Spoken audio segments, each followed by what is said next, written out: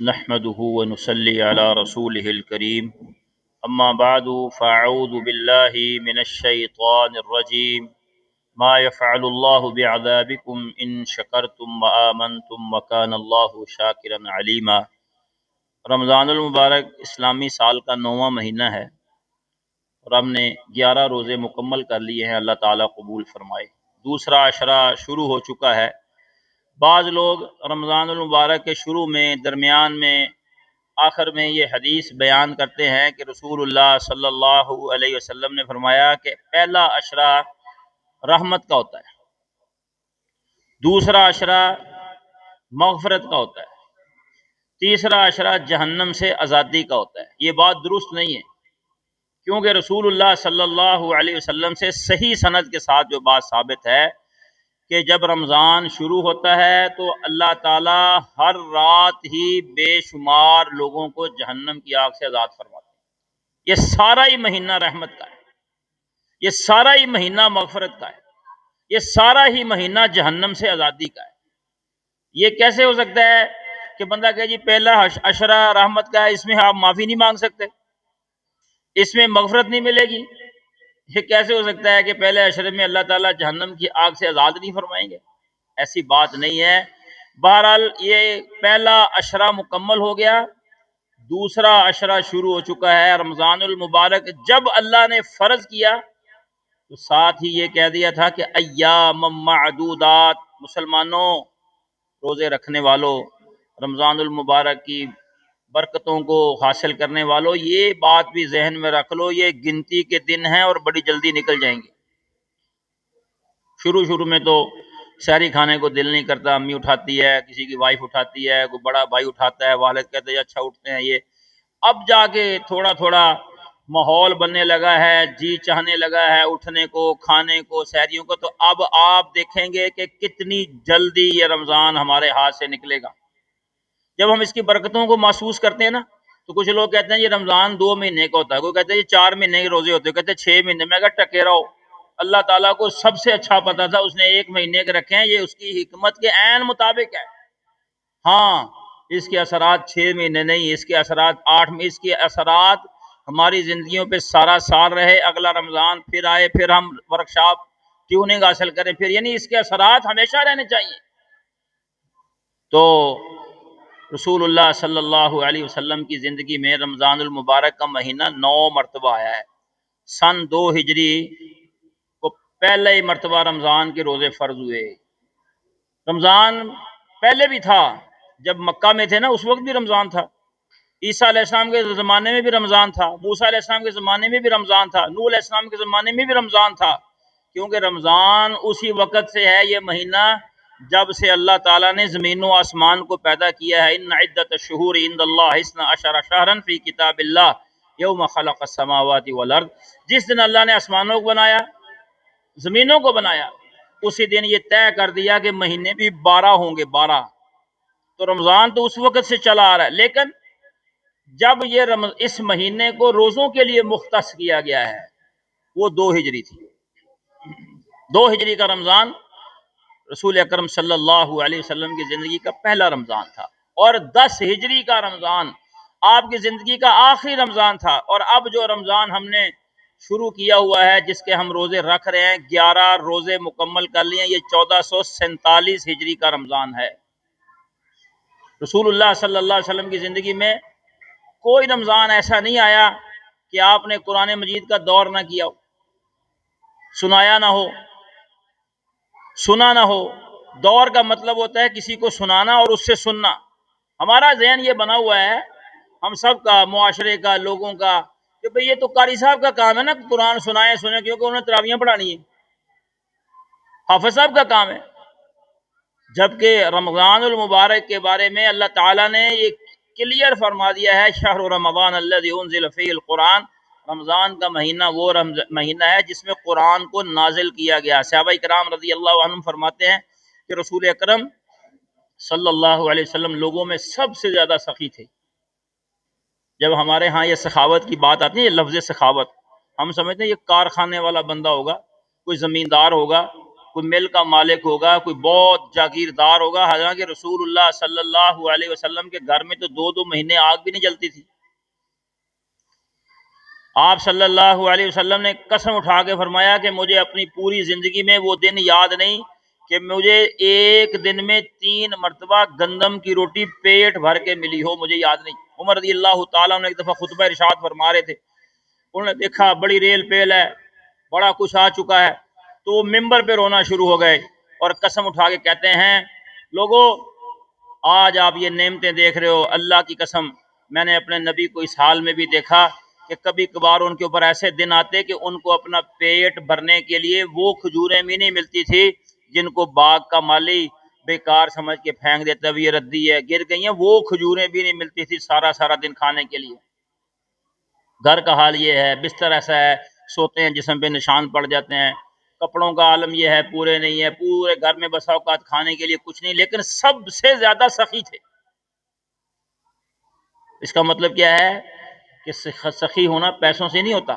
آپ صلی اللہ علیہ وسلم نے فرمایا غنی وہ نہیں ہے جس کے پاس سامان زیادہ ہو، مال زیادہ ہو، وہ نہیں ہوتا غنی، بلکہ غنی وہ ہوتا ہے جس کا دل غنی ہوتا ہے، جس کی طبیعت غنی ہوتی ہے، جو رویے میں غنی ہوتا ہے، جو اپنی طبیعت میں معاف کرتا ہے، اگر اس کے پاس کچھ ہے تو کھلاتا ہے، دیتا ہے، اللہ کے راستے میں بھی دیتا ہے، اللہ کے بندوں کا حق بھی پہچانتا ہے، والدین کی خدمت بھی کرتا ہے۔ کتنے لوگ ایسے ہیں جن کے پاس اتنا پیسہ ہے کہ ان کو پتہ ہی نہیں ہمارے پاس کتنا پیسہ ہے، اور پتہ ہی نہیں کہاں کہاں پہ ان کے پاس، لیکن اگر آپ ان سے اللہ کے راستے میں مسجد کے لیے کسی نیک کام کے لیے بات کریں کہ ان کی طبیعت کے اندر انتہائی کنجوسی ہوتی ہے، اور کتنے لوگ ایسے ہیں جن کی تھوڑی بہت تنخواہ، تھوڑی بہت مزدوری، لیکن ان کی کوشش ہوتی ہے کہ ہم کچھ نہ کچھ دیتے رہیں، کچھ نہ کچھ کھلاتے رہیں، کبھی گھر میں بلا کے کبھی لے آئیں گے۔ اس لیے فرمایا کہ غنی ہونا یہ نہیں کہ انسان کے پاس سامان زیادہ ہو، غنی ہوتا ہے جس کا دل غنی ہوتا ہے۔ کتنے لوگ ایسے ہیں آپ نے دیکھے ہوں کہ طبیعت کے بادشاہ ہوتے ہیں، طبیعت کے سخی ہوتے ہیں، طبیعت کے جو ہے وہ بڑے کھلے ہوتے ہیں، ہوتا کچھ نہیں ان کے پاس، لوگوں سے قرض لے کے بھی کھلا لیتے ہیں، جو قرض دے رہے ہیں نا پھر بھی اس کو خیال نہیں آتا کہ یار میں قرض اس کو دے کے اس سے کھا رہا ہوں، لیکن مجھے توفیق نہیں مل رہی کہ میں کہتا ہوں یار تم قرض لے کے کیوں کھلا رہے ہو، میں کھلا دیتا ہوں۔ سفر میں تھے تو ایک بھائی نے کہا کھانا میں کھلاتا ہوں لیکن میرے پاس پیسے نہیں ہیں، تو دوسرا کہتا ہے اچھا آپ ادھار مجھ سے لے لیں۔ یہ توفیق نہیں اس کو ملی کہ بھائی آپ کے پاس پیسے نہیں ہیں تو کوئی بات نہیں میں کھلا دیتا ہوں، قرض دے دیا اس کو اور اس کو قرض دے کے اس سے کھا رہا ہے۔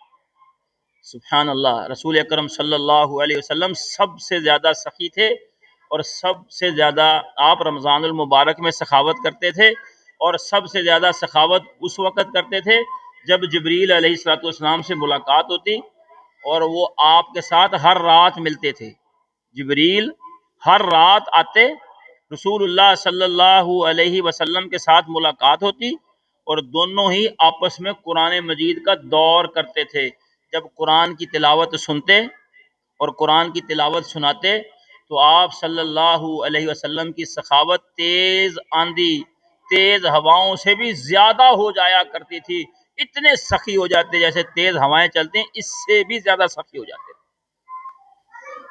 تو رمضان المبارک رسول اللہ صلی اللہ علیہ وسلم قرآن کا دور کرتے تھے۔ آپ بھی کوشش کریں کہ اس رمضان میں اگر ایک قرآن نہیں تو چلو 15 پارے 10 پارے کم از کم کسی کو سنائیں۔ ایک ہے خود پڑھنا، خود ہم پڑھ رہے ہوتے ہیں لیکن ہمیں پتہ ہی نہیں ہم صحیح پڑھ رہے ہیں یا غلط پڑھ رہے ہیں۔ کب کیسے پتہ لگے گا؟ جب ہم کسی کو سنائیں گے۔ ایسے بھی لوگ ہیں موجود جنہوں نے ہوش کی عمر میں، پکی عمر میں ایک مرتبہ بھی پورا ناظرہ قرآن مکمل نہیں کیا، نہیں سنایا کسی کو۔ تو اس رمضان میں کوشش کر کے کم از کم شروع کر لیں کہ میں نے اس رمضان میں قرآن کریم سنانا شروع کرنا ہے۔ رسول اکرم صلی اللہ علیہ وسلم کے سارے صحابہ حفاظ نہیں تھے، حفظ کرنا سب پہ فرض نہیں ہے، قرآن حفظ کرنا سب پہ ضروری نہیں، سب پہ لازمی نہیں، لیکن اوپر سے دیکھ کے پڑھنا آنا سب پر فرض ہے، ناظرہ آنا چاہیے سب پہ فرض ہے۔ کم از کم ہمیں یہ تو پتہ ہونا چاہیے کہ ہمارے رب کی طرف سے ہمارے نام کیا پیغام آیا ہے۔ ہمیں پڑھنا ہی نہیں آتا، قرآن مجید پڑھنا شروع کر دیں، اس کی تلاوت شروع کر دیں، دل نرم ہوگا، دل کے اندر جو سختی ہے نا وہ ختم ہو جائے گی۔ قرآن اونچی پڑھنا شروع کریں، آپ کے غم ختم ہو جائیں گے۔ ان تجعل القرآن ربیع قلبی ونور صدری وجلاء حزنی وذهاب ہمی. جب رسول اللہ صلی اللہ علیہ وسلم بہت پریشان ہوتے تو یہ دعا پڑھتے تھے، یہ والی.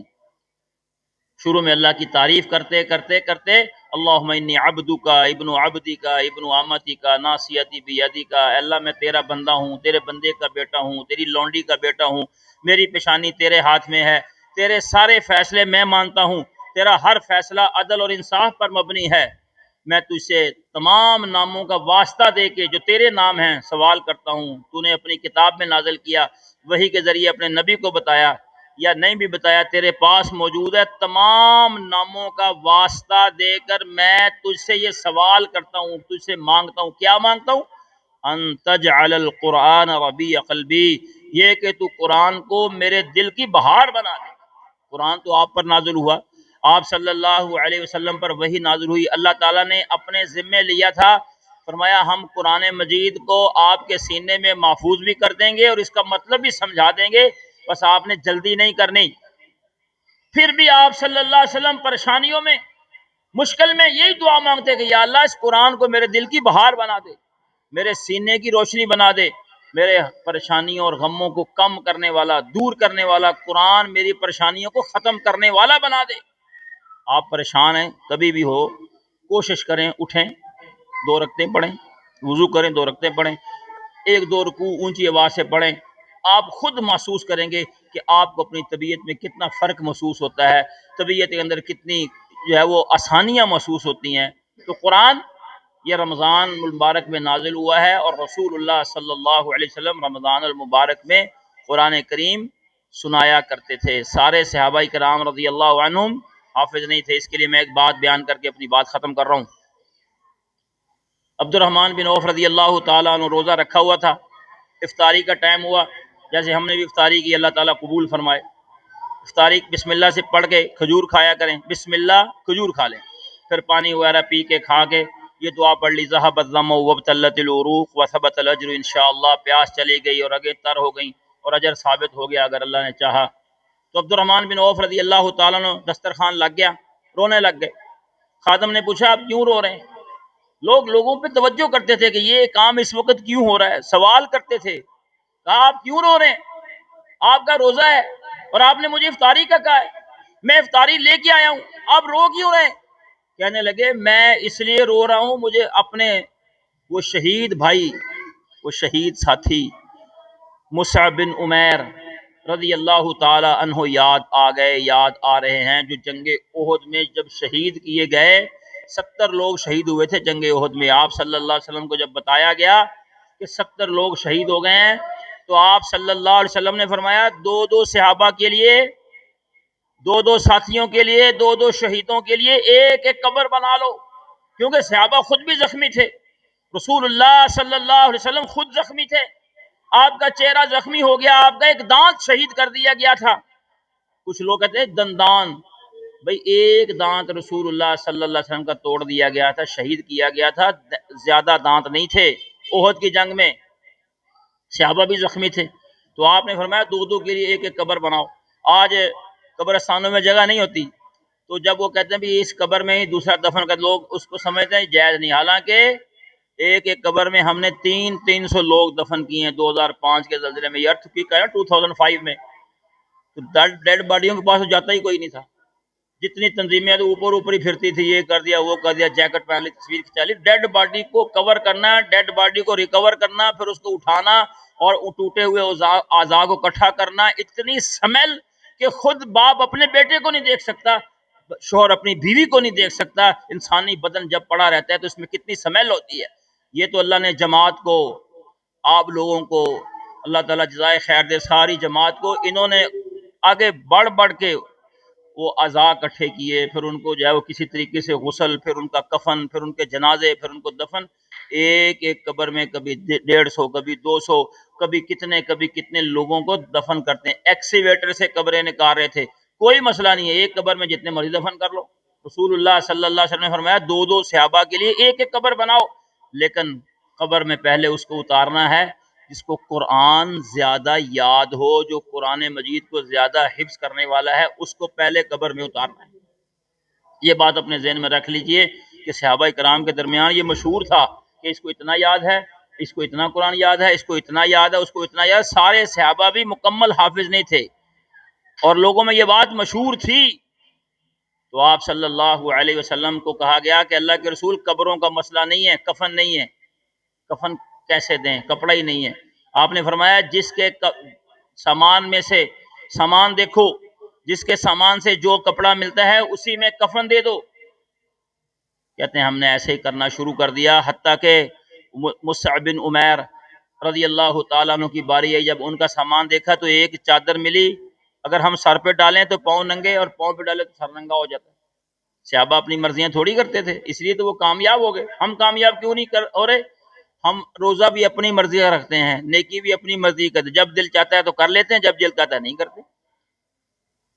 میں بات سمجھانے کے لیے کہتا ہوں اگر ہم اللہ کو راضی کرنے کے لیے نیک کام کرتے ہیں تو اللہ کو خوش کرنے کے لیے گناہ کیوں نہیں چھوڑ دے؟ اس کا مطلب ہم اپنی مرضی پر ہیں۔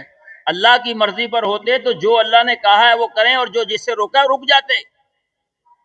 صحابہ کرام اپنی مرضیاں نہیں کرتے تھے، انہوں نے رسول اللہ صلی اللہ علیہ وسلم سے کو بتایا کہ اس طرح مسئلہ بن گیا ہے، چادر چھوٹی ہے۔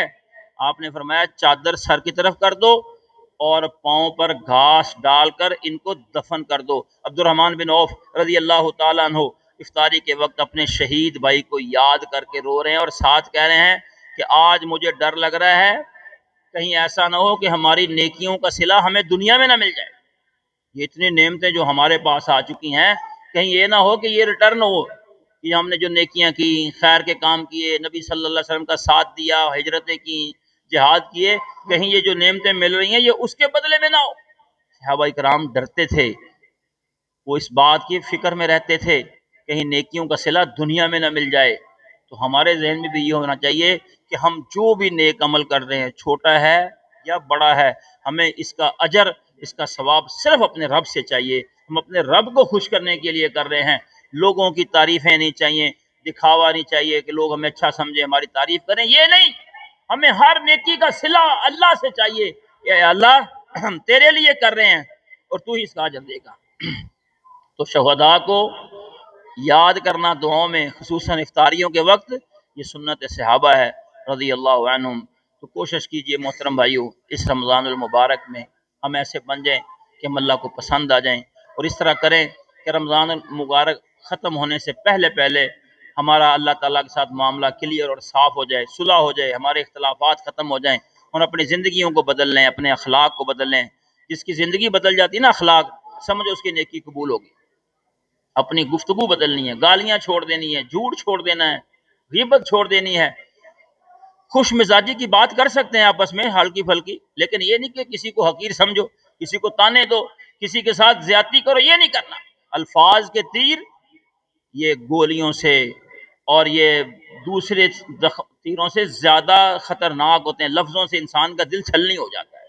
والدین کے ساتھ اچھے طریقے سے ملیے، گھر کے اندر اچھے بولیے۔